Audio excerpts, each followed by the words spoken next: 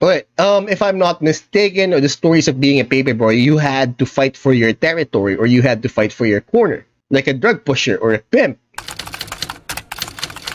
Alright class, settle down and let me tell you a story.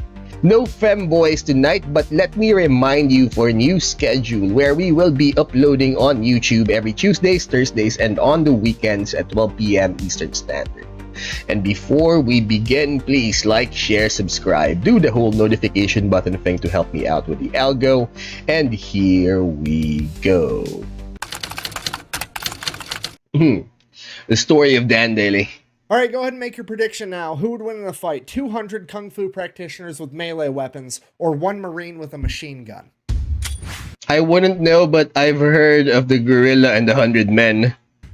Today we're talking about the most gangster Marine ever. A man so remarkable that General Lejeune himself would declare him to be the most outstanding Marine of all time. A man that was so fierce on the battlefield that General Smedley D. Butler, one of only two Marines to ever receive the Medal of Honor twice, would declare him to be the fightingest Marine he ever knew. Ladies and gentlemen, the only other Marine to receive the Medal of Honor twice, Sergeant Major Dan Daly. Really now? Born in New York on November 11th, 1873, Dan Daly.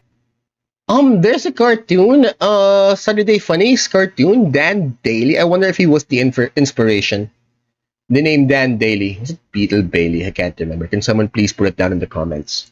Daly would grow up competing as an amateur boxer as well as working as a paperboy. Boxer. And while working as a paperboy might seem like the useless details you throw in at the beginning to humanize the main character, in this case it's anything but, because him working as a paperboy would create a butterfly effect through time that would change. But if I'm not mistaken, or the stories of being a paperboy, you had to fight for your territory or you had to fight for your corner, like a drug pusher or a pimp.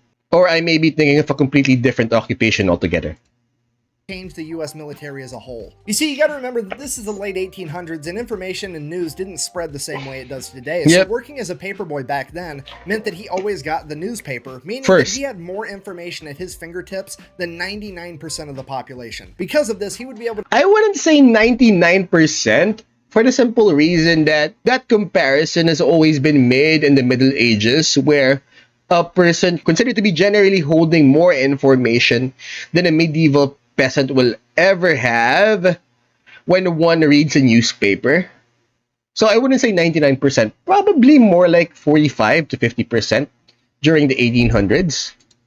To closely follow the exploits of future President Theodore Roosevelt and his famous Rough Riders all throughout the Spanish-American War. And this would go on to be his inspiration to join the U.S. Marine Corps, hoping that he too would be able to fight in the Spanish-American War. So that's exactly what he would do on January 10th, 1899, when Dan Daly would enlist in the United States Marine Corps at the age of 16 years old, coming in at only 5'6" and 135 pounds. But hey, as the old adage goes, it's not about the size of the dog in the fight, it's about the size of the fight in the dog. You see, the real problem here wasn't his stature, but the fact that he joined to fight in the Spanish-American War, and the Spanish-American War, if I'm not mistaken, began when the battleship Maine blew up. By the way, further investigation provided that the Maine was sunk from the inside, or the explosion came from the inside, not from an external fire.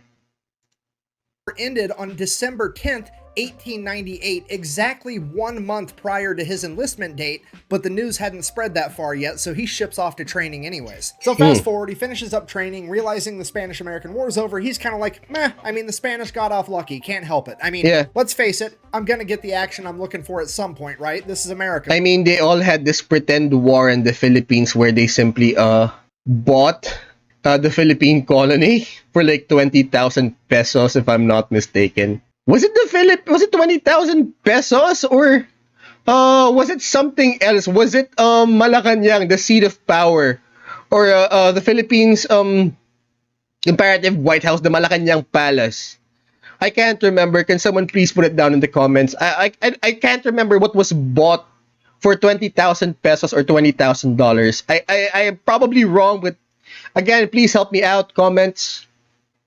We've been a country for like 124-ish years at this point. We've been not in armed conflict for all of like manifest destiny, baby. Point. Surely something's gonna pop up soon. So he ends up getting put on ship duty over in the Asiatic fleet on the USS Newark. And sure enough, like after a month of being there, the Boxer Rebellion breaks out. Oh, and China. Guess whose ship is the closest one to be able to respond?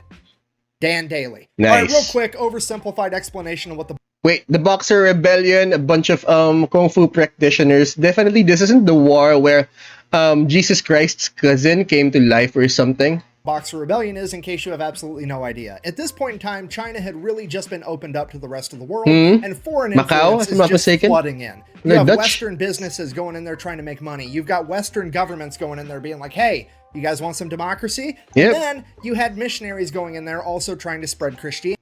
A good point to this would be the Wong Fei Hong series by Jet Li. I mean, prototypical, but the action scenes were definitely worth it.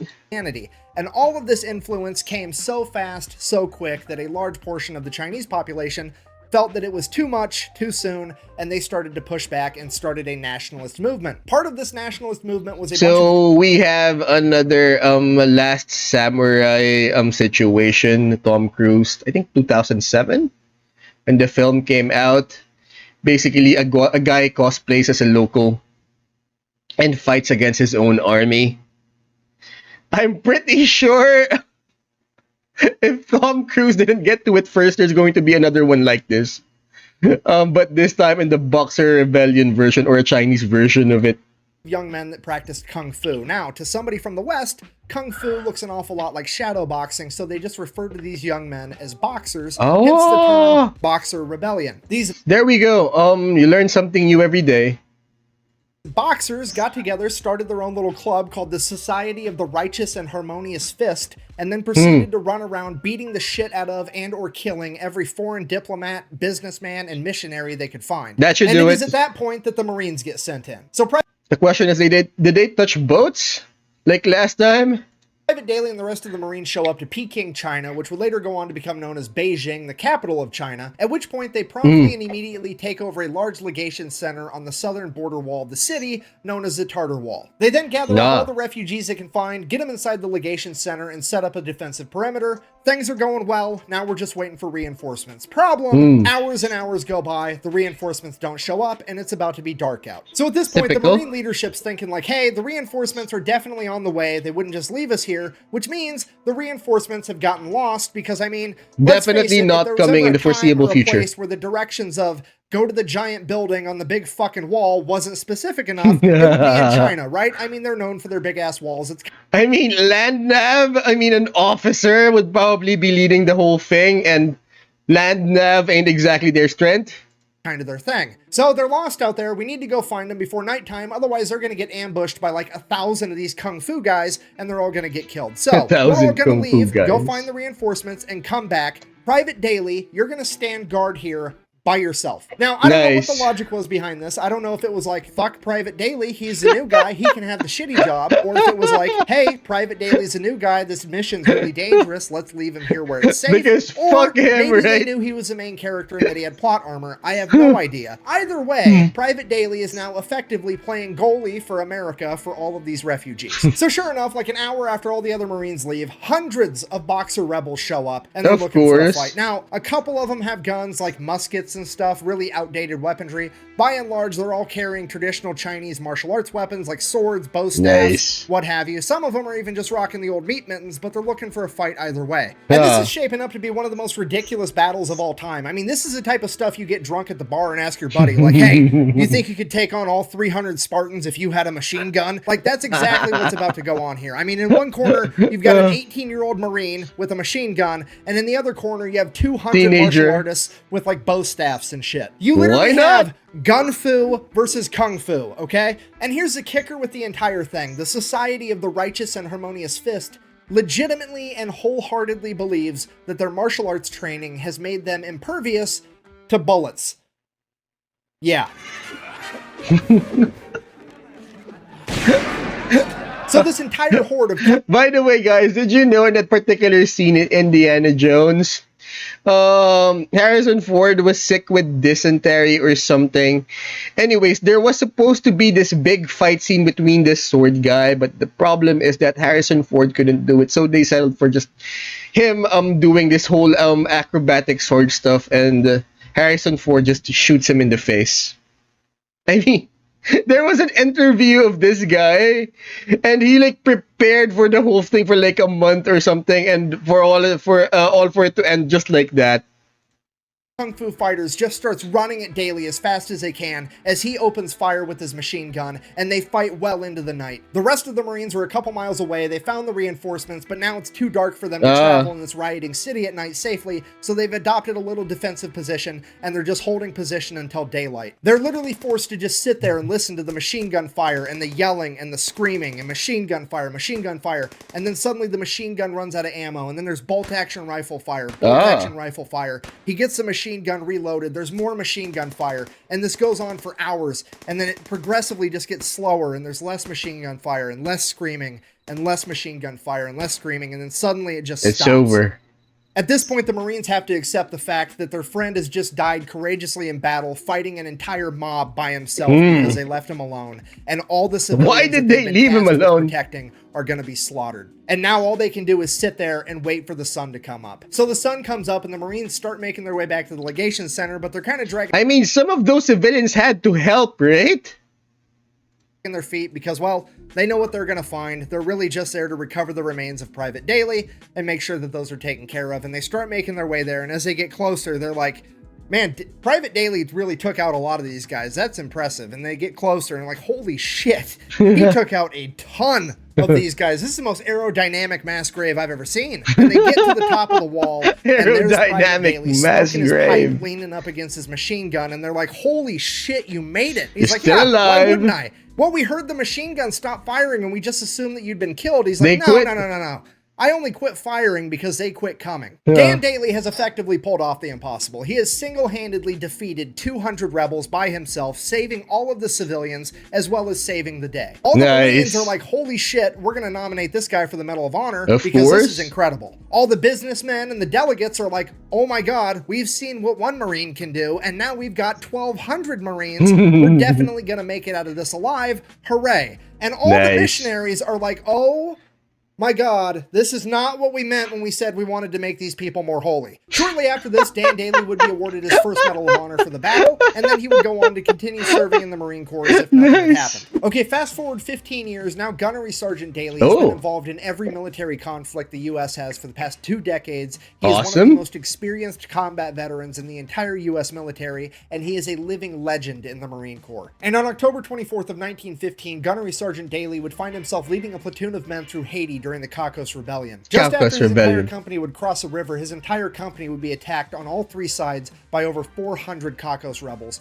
forcing them to retreat back into the river. And while doing so, the horse carrying the crew-served machine gun would be shot and sink to the bottom of the river, as the remaining Marines continued to cross the river before adopting a defensive position to repel the attack until nightfall. It is now pitch black outside, and Gunnery Sergeant Daly knows as soon as the sun comes up, they are going to get attacked again, and the only chance they have is to get that machine gun back from the bottom of the river. So he takes off by... Historically speaking, battles have been stopped for the simple reason that it was too dark to continue. Himself in the dark of night, goes all the way back to the river, and just begins diving to the bottom of the river, trying to find this dead horse with the machine gun strapped to it. And after hours of trying, he finally finds this horse, manages... I mean, would it still have worked? A waterlogged machine gun? To go down, untie the machine gun, come back up for air, go back down again, getting pieces, ammunition, the gun itself, the tripod. He gathers up all of this stuff, gets all it out by of the himself, river, and then Jesus Christ, where was everybody?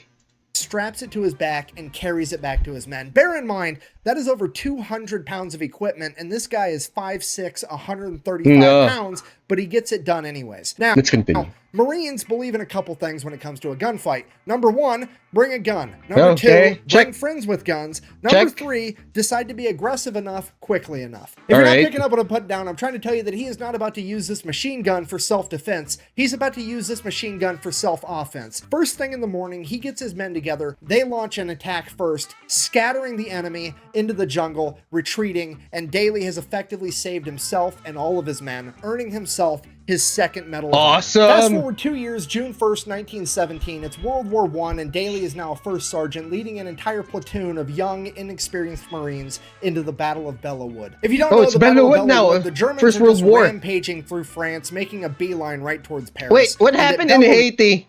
So that was his thing. That was his heroic deed in Haiti. He recovered the machine gun. Would the US Army, the Marine Corps, the French Army, and the British Army all get together to stop the German military in their tracks. Now, this made it not only a strategic battlefield, but a symbolic. I just realized, is that a refrigerator behind him? Because if I'm not mistaken, this is what you call that? Those pictures of babies inside the mummy's tummy.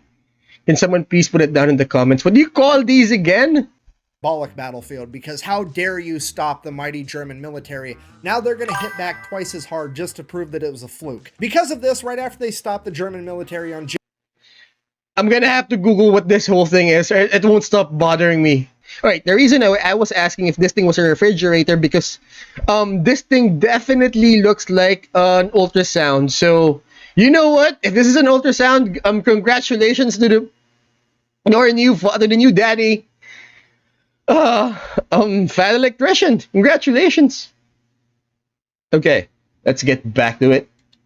June 1st, the French military is like, okay, we stopped them, let's take the W and head back to Paris and we'll fight from there. We don't want to get slaughtered in this wood line by the Germans because they're pissed. And it is at this point that the Marine leadership famously responded by saying, and I quote, retreat? Hell, we just got here. And then the Marine Corps pretty much dons their gas masks, fixes bayonets, and proceeds to fight their ass off for the next 26 days straight. Okay, here's what I need you to understand. On paper, the Marine Corps should absolutely not win this fight. They are both outnumbered and outclassed. The German military is one of the most veteran fighting militaries on the planet at this point in time, and the Marine Corps is primarily comprised of a bunch of 18-year-old kids that have never seen combat. However, leading those 18-year-old kids is a bunch of fucking badasses like Daly. Okay, this video started with him being a paperboy from New York. He is now a 45-year-old man with 2 medals of honor that has been in the Marine Corps since he was 16 years old. This man is a grizzled veteran that has been there, done that, and has a t-shirt, and he is about to don his plot armor and fuck shit up. So the Battle of Bellewood kicks off on June 1st. Pretty much immediately, First Sergeant Daly's lieutenant gets shot, and he is now out of the fight. Okay, if you don't know what that means, the officer is the one guy on the battlefield that sorta kinda pretends like he gives a fuck, and he is now gone. The regulator is off the war machine,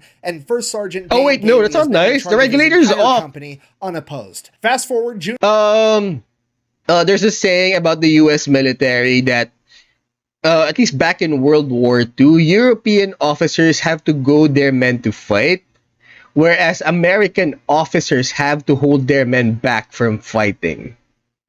Something like that. June 5th, German artillery strikes the ammunition depot, lighting everything on fire. Dan Daly leads his entire platoon in, sets the fire out, prevents all the ammunition from exploding, saves the entire battle. Fast forward 5 days, June 10th, the German machine gun squad would try to advance on Daly's company. Daly would get up by himself with nothing but 3 frag grenades and his Colt 1911. Of course. Using the 3 grenades to disable the machine gun before approaching, shooting their commanding officer, killing him, and taking the other 14 Germans as prisoners of war. Fast forward a couple of hours, still June 10th, Dan Daly looks around at the faces of the young men that he's leading through this battle, and they're looking tired. They're looking like this is the worst time of their life, and it is probably at this point that Dan Daly decides that he needs to get aggressive enough quickly enough. This battle's effectively been a stalemate for the last 10 days, and he's had enough of this bullshit, so he gets up, walks right out into the open in this wheat field that's functioning as no man's land between the Marines and the Germans. He looks at the Germans' line, turns around, looks at his Marines, and yells, "Come on, you sons of bitches, do you want to live forever?" Before charging at the German line.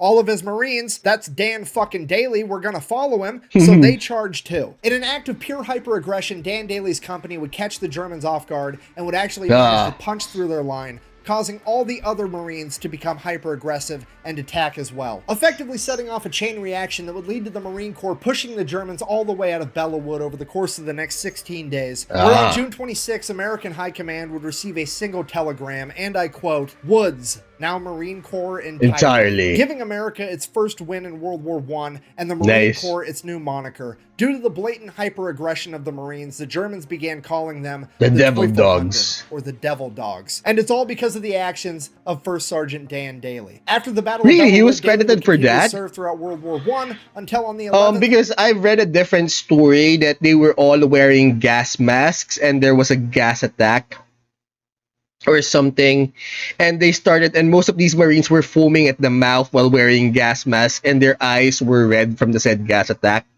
while wearing, or I'm not really sure what happened, but I read a different story. They were wearing gas masks, eyes were red from hard of breathing, they were foaming at the nose and the mouth. I guess it's an effect of the gas ring despite the gas masks. And that's why the Germans dubbed them as devil dogs.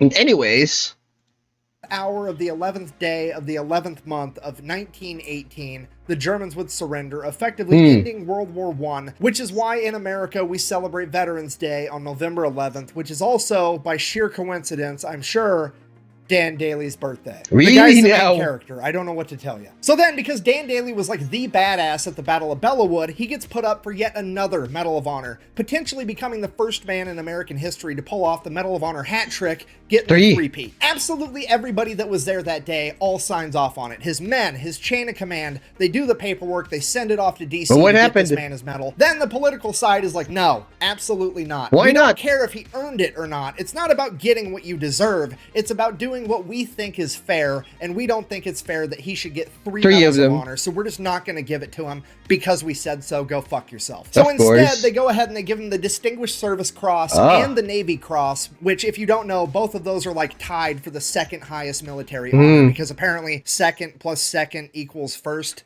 I guess. Anyways, so he gets those instead. And then, bear in mind, this is 1919, right after World War I. Like a month later in 1919, the military creates a new law that you're only allowed to earn one Medal of Honor. Okay, Dan Daly is so fucking gangster, they literally had to change the rules on how many times you're allowed to achieve. So the door was closed right behind him. The highest honor in the military. Can someone please put it down in the comments why such law was made? What was the point if someone earned it like him?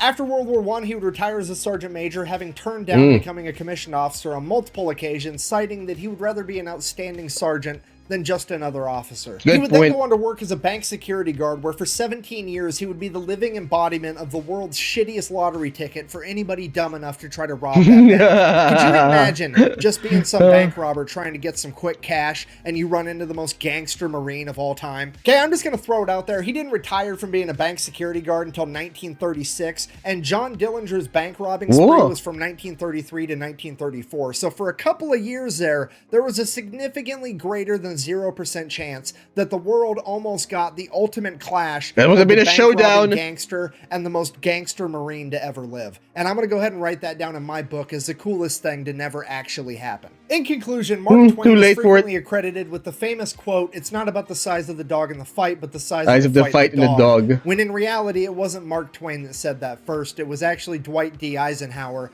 5-star Army general and the 34th president of the United States. Somebody that would have known good and well who Sergeant Major Dan Daly was. And I think that maybe, just maybe, he had that 5'6", 135-pound devil dog on his mind when he came up with that quote. Thank you for watching. Best way to support the channel is go buy some merch at FatElectrician.com. Quack bang out. Bye! I cannot believe that my favorite character from Starship Troopers is actually based off Dan Daly, and I had no idea. Really? Come on, you ape! You want to live forever? I expect the best. Bye! I give the best.